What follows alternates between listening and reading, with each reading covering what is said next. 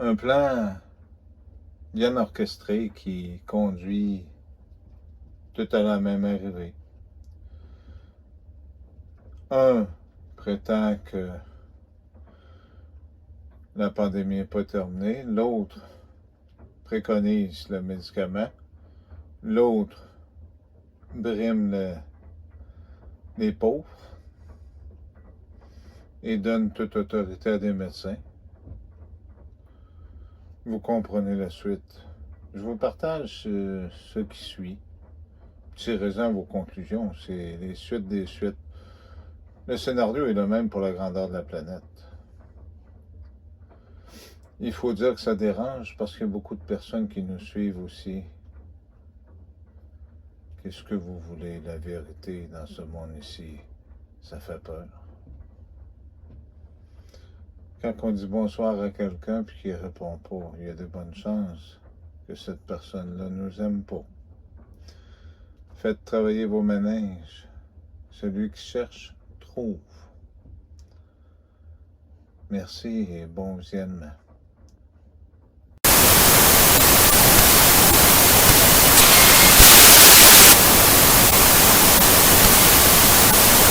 Mais aussi au niveau agricole.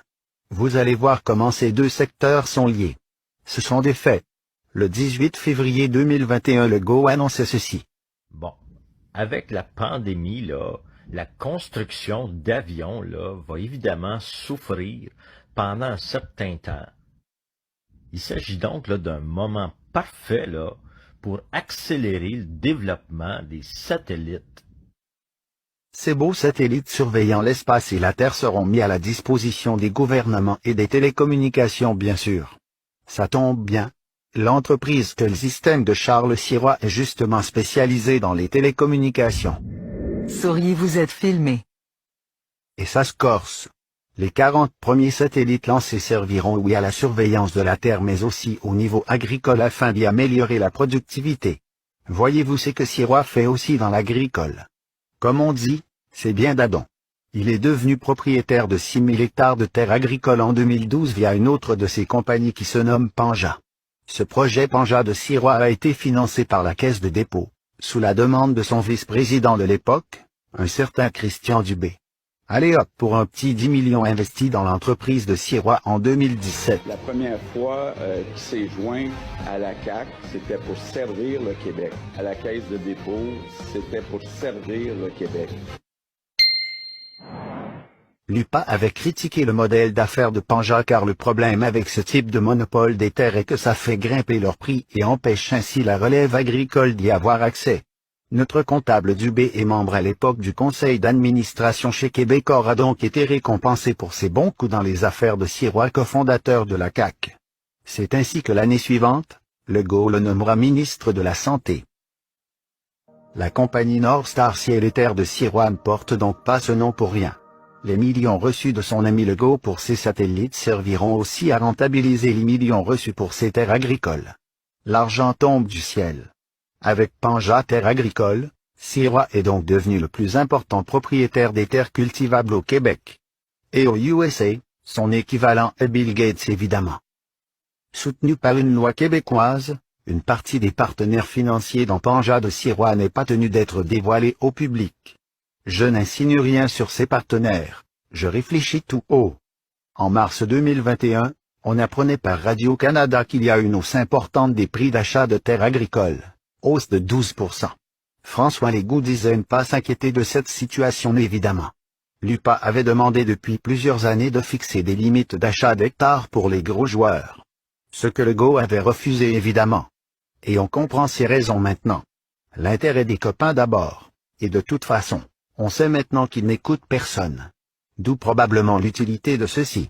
Le copinage a fait en sorte que Panja Terres Agricoles de Sirois a renouvelé un mandat en décembre 2019 voulant qu'aucune mesure ou réglementation gouvernementale ne soit prise à son encontre. En 2011, les libéraux avaient sonné l'alarme en tentant de freiner l'acquisition massive des terres agricoles par Sirois. Le but était de l'empêcher d'avoir le monopole de ces terres, un peu comme c'est le cas maintenant pour Bill Gates. Donc, il faut sortir de la partisanerie. Quand je vois les libéraux, là, on a sorti à un moment donné une liste de 50 nominations. partisane, politique, des gens qui sont là juste parce que ce sont des petits amis libéraux. Ça, faut que ça arrête. Ça, les gens sont tannés de ça. Ensuite, une autre compagnie de Charles Sirois du nom de CVT Corp œuvrant aussi dans l'agriculture a reçu 5 millions de la CAQ en janvier 2020. Oui, juste avant la pandémie. Contrairement à vous chers agriculteurs en difficulté, lui Sirois, il était blindé pour faire face à la pandémie avec ce petit 5 millions. On va tout donner.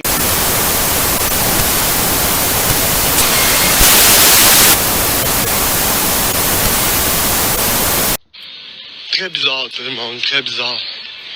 Je me suis rendu compte de quoi? Quand que j'étais arrivé là-bas pour voter, ils m'ont fait signer avec un crayon à mine. Ça veut dire qu'ils peuvent effacer.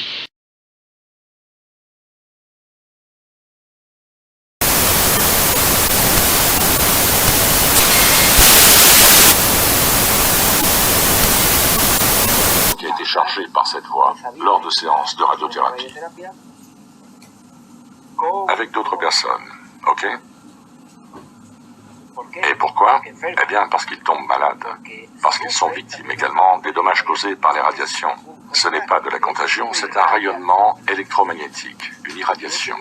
Je voulais prendre ce reportage. Il est probable que ce monsieur nous entende ou qu'il suive l'enquête de la Quinta Columna, car il résume assez bien toute la thématique de notre recherche. Eh bien, ce mesure d'onde électromagnétique auquel vous vous êtes intéressé, ici la marque apparaît vaguement. Voyons si on peut la mettre plus tard. Nous l'avons mise à plusieurs reprises. C'est un détecteur de rayonnement électromagnétique, un testeur. Voici la forme qu'il a. Je pense que je l'ai acheté sur AliExpress ou Amazon, je ne m'en souviens plus. Et évidemment, si je l'allume et que je le rapproche, par exemple ici, vous entendez qu'il bip, non? C'est-à-dire, lorsque vous l'approchez d'une source de rayonnement, il se met logiquement à émettre un bip et marque en micro-Tesla l'intensité du champ magnétique ou électromagnétique, ce qui est le cas. Je voulais refléter cette recherche de cet homme, ou à quel point il conceptualise les concepts lorsqu'il s'agit de comprendre le phénomène qui se cache derrière.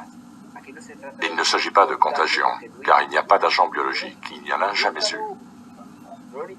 La seule chose qui se transmet dans l'air, dans l'environnement, c'est un niveau élevé de contamination électromagnétique qui est beaucoup plus élevé qu'avant et en plus scalaire et millimétrique. Rappelez-vous que la 4G se propage dans le vide et que la 5G représente des faisceaux scalaires et millimétriques avec un certain degré de pénétration dans la biologie humaine.